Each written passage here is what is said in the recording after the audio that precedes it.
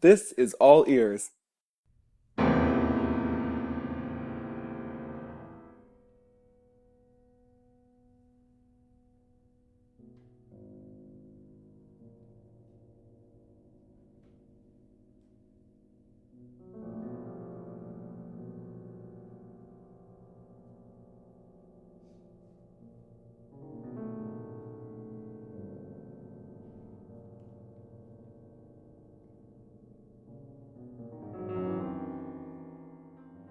I am Everett Hopfner, pianist, new music explorer, and now host of this podcast. Thank you so much for joining me for episode number 8. My guest this week is Jade Conlee. Jade is an emerging American pianist, and I'm really delighted that our paths have crossed here in Stuttgart while she is studying and researching for a Fulbright grant. We sat down recently for an in-person interview where we discussed Jade's musical upbringing in Salt Lake City, some of her favorite memories of living and studying in New York, her passion for contemporary repertoire, and now her transition to a new life in Germany. All Ears is a new platform for young musicians, making a real difference in their communities. New episodes are posted twice a month. You can go to my website, everetthopfner.com, to subscribe to the iTunes feed and make sure you'll never, ever miss an episode.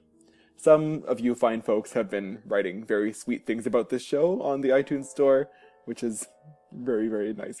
Your ratings and reviews really make a big difference to this show and to me, so thank you for doing that. And if you haven't done so yet, you still can. Here we go, episode number 8. In conversation with Jade Conlee, coming up right now.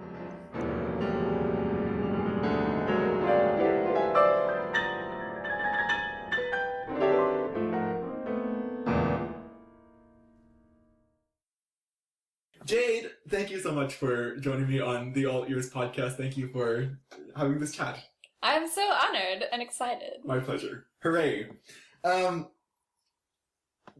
did you start playing the piano back in Utah? Well, my mom always had a piano in the house. She always loved playing the piano as a hobby. And I was always just so interested in it. And she said that I wasn't allowed to have piano lessons until I learned how to read. Because I guess I asked when I was 2 or something. And then I eventually started learning when I was 6. And was she your first teacher? No, actually. So I grew up in Salt Lake City, and the Mormon community is a huge thing there, of course. My family is not Mormon, but music is huge in the Mormon community, and you can find a piano teacher on every block. Okay. It was a really individual thing for me. And as soon as I started taking piano lessons, I started composing little pieces. And my mom would sit at the piano with me and write them down. And then she started to teach me how to notate music so I could do it on my own. And from then on, it was really just me writing music according to how I heard it. And I had pretty much no curiosity about other music. Yeah, I think at the time, as a kid, I was really more interested in composing, and piano was more of a vehicle for me to write at the time.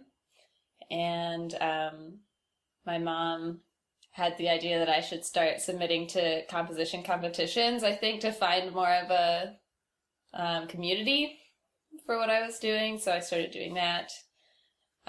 She found a composition teacher for me at the University of Utah who was willing to take on a 10-year-old student, luckily. Can you tell me a bit about the musical context of Salt Lake City and what kind of musical environment you were surrounded by? Yeah, I think that in the Mormon community, there's a huge attention to music and to youth, and so there's lots of opportunities for young pianists and young musicians, and part of that was I was able to play with orchestra 3 times before I graduated high school. Oh, nice. Yeah, they have this amazing concerto competition for students starting around 8 years old or 10 years old, and there's tons of different age divisions, and there's lots of winners, and the idea is just that so many kids have this opportunity. That's really cool. Yeah. It's amazing to have that much community support already built in for a young person just starting out. What kind of amazing opportunities are out there for really people at the beginning of their whole musical journey? That's really cool that there's such a thing. Yeah. And so with all that experience behind you, was there ever any doubt that music would be the thing you pursued as a career and as an educational institution? No, there was never any doubt. I think I always really enjoyed academic pursuits as well. And then I ended up applying to college both in piano and composition, and I just wanted to see which area I would be more successful in, because I did feel growing up in Utah that I was pretty separated from major areas of music education on the East Coast or on the West Coast. Sure. I was always really interested in going to New York City, and so I ended up going to a summer program during high school, making some friends in prep programs out there to kind of get a sense of that world. And then I applied to Columbia as a backup in case I didn't get into music school. Right. So I think, there's a lot of people that obviously feel this immense attraction to New York City, and a lot of people want to make that their destination. Just from your experience, what was it about NYC that was pulling you over there? I just loved the energy of it. I really never got tired of that. The cultural options there are just amazing. Sometimes I would go to a poetry reading and a classical concert and a rock show all in the same night. And sometimes I would see a contemporary music concert every night for a week. And I think I even really got used to that level of activity, because it's both a social thing and a cultural thing. And yeah, I always found that so exciting. So you eventually did make it over to NYC. What year did you move over? 2010. 2010, and you started your bachelor's degree at NYU, is that right? I remember as a bachelor student, the world seems so open to you, and there's so much out there to explore. But to be in a context like New York City, where there's so much of it happening right in your own backyard, what kind of an environment was that like for a young person, just on their educational background? Well, I just found it really exciting. I think that probably at the time I felt like a grown-up. I think I always had this urge to feel older than I am, and so I thought that by moving to New York, it was kind of a way to jumpstart my career and start making connections in the new music scene there, and I did get to experience the New York scene a fair amount. And I think in the beginning I imagined that I would stay in New York and just make a career there and be there forever. But in the end, I decided that I wanted to see more of the world and explore new scenes before making that kind of decision. Sure. What happened to your composing during those years? Were you able to study composition, or did that kind of take a step back? I did study composition just for 3 semesters. It always just somehow was not a priority like piano has been for me ever since I really discovered that new music for piano exists. I really felt that that was my new calling, and I still am really interested in composition. I think that I've just now discovered how actually challenging and time-consuming it is, and when I was a kid it was kind of automatic for me. So I think I decided ultimately to study piano because I thought I could learn more music that way and just be exposed to more music, and I think I'm still in that mental space of just trying to learn as much as I can about repertoire, and then maybe later in life I'll return to composing when the time is right. Can you share, maybe you have a couple highlights in mind of some of the performances or experiences you had during your time at NYU? Definitely.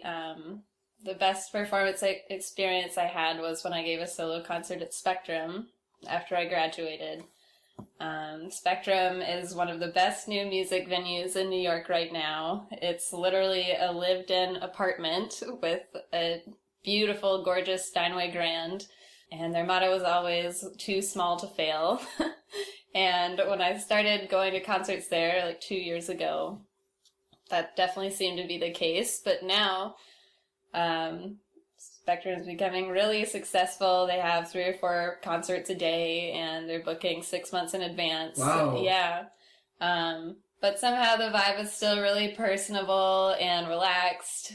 So after going to tons of concerts there and page turning for concerts and getting to know the people that work there, I was able to give a solo concert there, which was so special. And it was the first solo concert I've given where I earned money. Yes. Yeah. So it was really an exciting culmination to my time in New York. And I also studied abroad in Florence as part of NYU. I think it's one of the best things they do is they have these abroad sites all over the world, which are still sponsored by NYU, so it's still very comfortable and you don't need to have a knowledge of the language to go. And I learned about Renaissance art while I was there and Italian opera and just had a great time. It seems to me like you've already mentioned quite a few times that you have a very strong pull towards new music and contemporary art and contemporary music. It seems to me that that's not necessarily the easiest thing to kind of stumble into on your own. Did you have a kind of a guide or a Sherpa or somebody to kind of steer you into new music world, or was that something you've always been interested in? It really started with just coming out of me when I started writing these pieces as a kid. Like I said, then I started studying composition, I guess, when I was around 10 years old with actually a really wonderful electroacoustic composer named Miguel Chouaki. Now I have come to know his music and I'm amazed that I was able to study with such a wonderful composer because I think at the time, I learned about species counterpoint and he told me to listen to Bartók string quartets and all this great stuff and I was pretty much uninterested. So I think that really my guide into new music would be my teacher and mentor in undergrad, Marilyn Nonkin, who I actually met through Miguel because she was premiering some pieces of his. And she came to Salt Lake and gave a concert. Oh, no way. Yeah, it was perfect timing. It was the same year that I was applying to schools.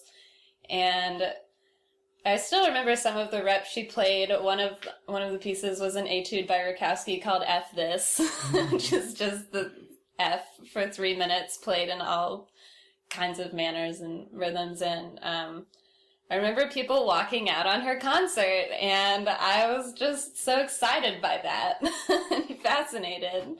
Actually, the second part was that at the same time I was learning a Carter solo for my college auditions.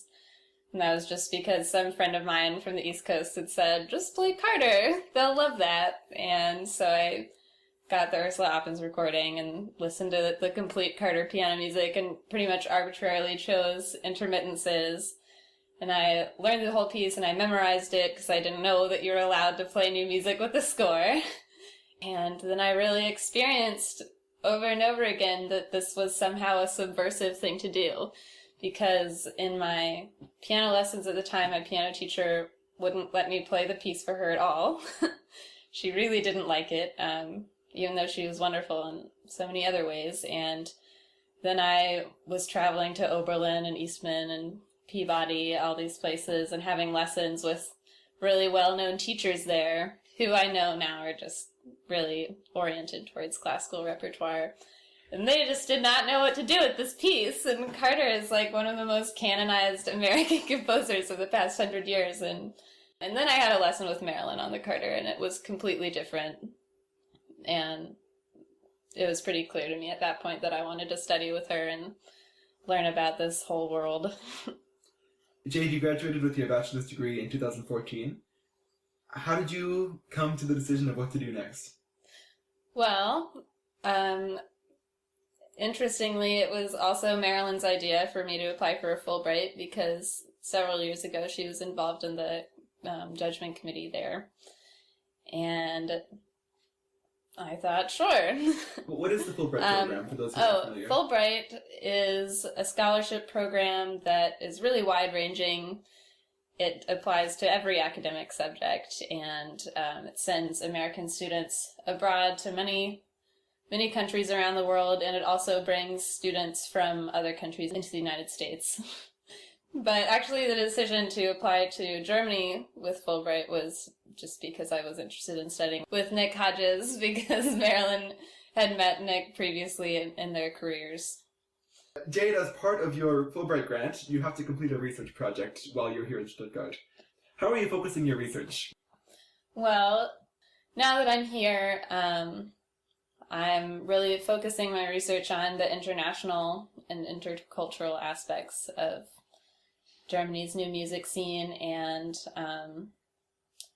interviewing, working, and studying musicians in Germany about the political content that's more, not literally, but more metaphorically encoded in the works that we perform, and simply trying to highlight our roles as communicators, as performers.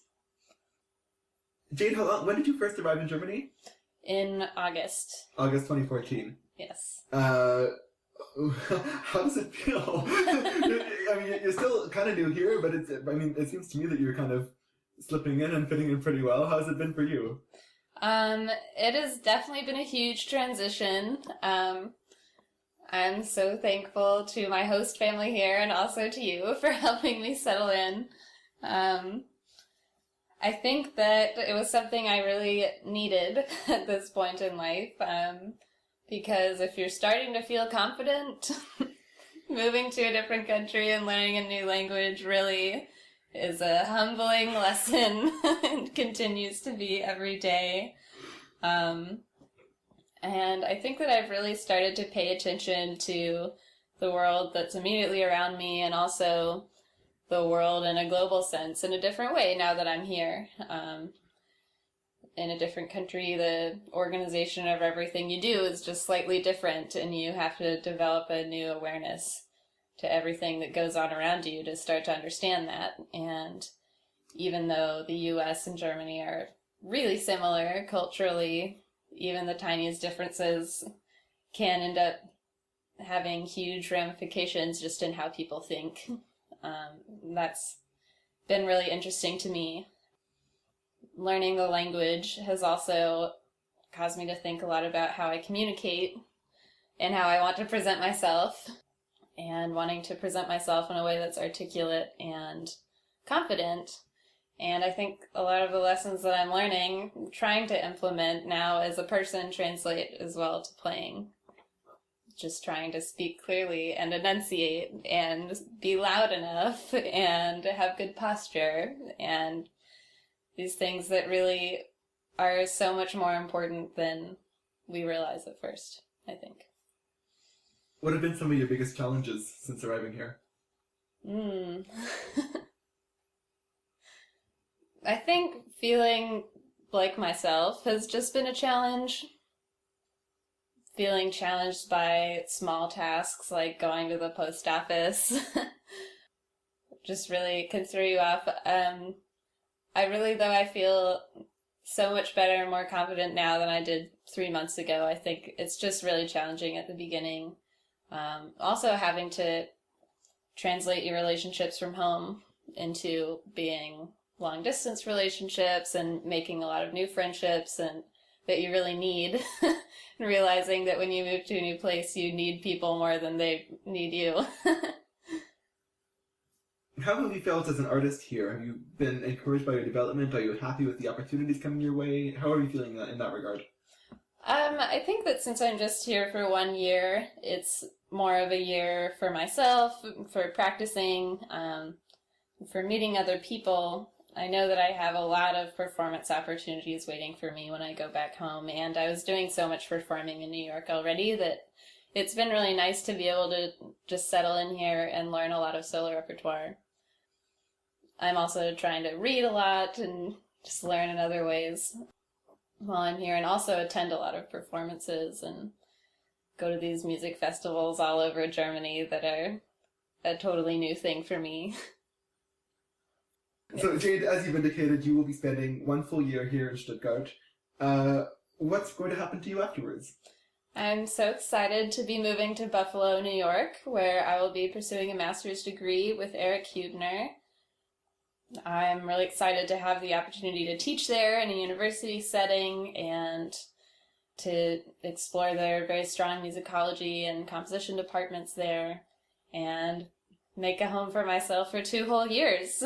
And then after that, who knows? With your new perspective, having spent time here, has that kind of shaped any potential research interests down the road? What sort of things do you want to look at while you're at Buffalo? I would like to complete my research that I've started here. I'm really hoping to just do interviews here and gain information, and musicology is definitely a field of interest for me, but one that I still don't know much about, and so I'm hoping to find ways to really wrap up this project and just learn more about the field. Jade, it is time for the world-famous Mr. Rogers Memorial People Are Fantastic moment of glory. Can you tell me a story about somebody who's helped you get where you are today? I think the obvious answer to this question is Marilyn Nonkin, my teacher from undergrad. She is such a wonderful example for all of the students in the program, especially for the women students. She has an amazing career. She has a doctorate in musicology from Columbia, which she got while she was founding her own ensemble in New York City, and was very successful with that. And now she's the head of the piano studies department at NYU and has tenure and has just published a book and enjoys a wonderful and exciting performance career and has a great personal life. So she really has it all, and she really, I think, inspired by example the attitude in me that I can have everything I want. There's nothing I can't do if I really try. Jade, how can the fine listeners of this podcast follow your activities and keep up with you? I have recently created a website, jadeconlee.com, which has recordings and announces upcoming concerts, and also has a blog about my research experiences here. Jade, thank you so much for joining me on the podcast. It's been such a treat to get to know you while you're here in Stuttgart, and I've really enjoyed getting to know you, and thank you so much for helping me out with the podcast. It's been a great time getting to know you as well, and thanks for the invitation.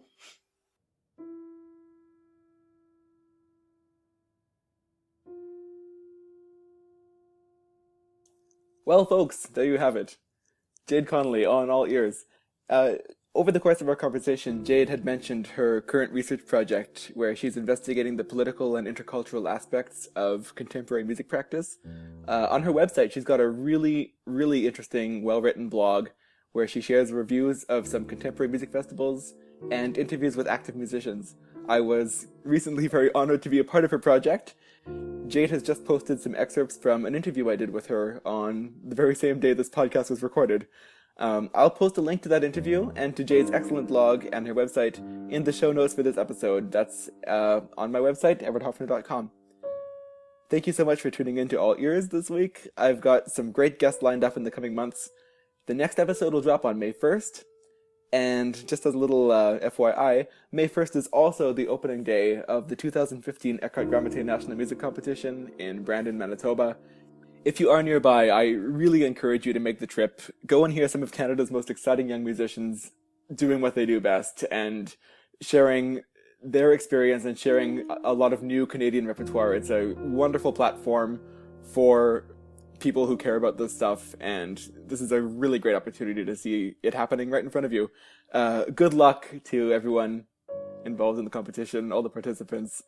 I'll be waving my little Canadian flag and watching from afar. Good luck to everyone. Have a great weekend. You can follow me on Twitter at evhopf, that's EVHOPF. You can follow the show at This Is All Ears. All Ears is alive and kicking. It is feeling its oats. It is back in your ears on May 1st.